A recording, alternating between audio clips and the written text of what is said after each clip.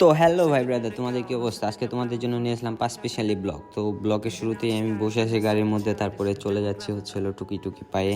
এখন যাবো ইকোনসিভের মধ্যে। ইকোনসিভে এই তো চলতে চলতে পৌঁছে গেছি ইকোনসিভের মধ্যে।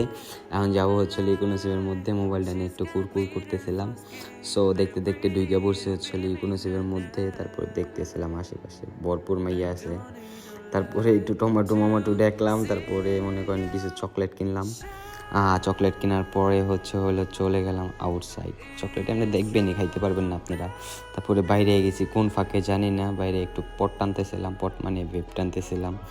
তারপরে একটু ঢং করতেছিলাম ক্যামেরার সামনে। তারপরে আবার আমার বাপে বাইরে গেল।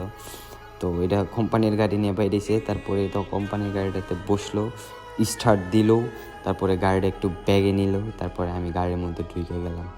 সো ঢুকে যাওয়ার পরে কাহিনী। এখন যেমন বাতু ক্যাব যাওয়ার সময় এই বাতু ক্যাপের নাজারা।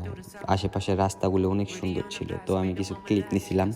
ক্লিপ মোটামুটি আকারে ছোট ছোট ক্লিপ, বেশি বড় না। তো ক্লিপগুলি আমি দেখাইতেছি আপনাদেরকে। এখন দেখেন ভিউ। আসলে মালয়েশিয়া অনেক সুন্দর জায়গা আছে, ঘুরতে পারলে অনেক সুন্দর জায়গা। তো বাতু ক্যাপের যে মন্দিরটা আছে, ওই মন্দিরটার সামনে চলে আসছি। মন্দিরে একটা গোল্ডেন কালারের মূর্তি আছে, ওইটাই দেখানোর চেষ্টা করতেছিলাম, পারলাম না।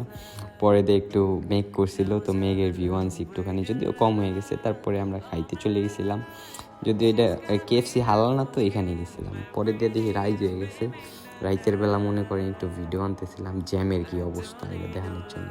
তারপরে আবার মনে করেন বিকাল হয়ে গেছে। রাইতের পরে আমি নিজেও যাই না কেমনে কি বিকালের ভিউ আনছি। পরে একটু ঝর্নার পাশ দিয়ে যাইতেছিলাম, ওইটার মধ্যে থেকে একটু ভিউ আনছি।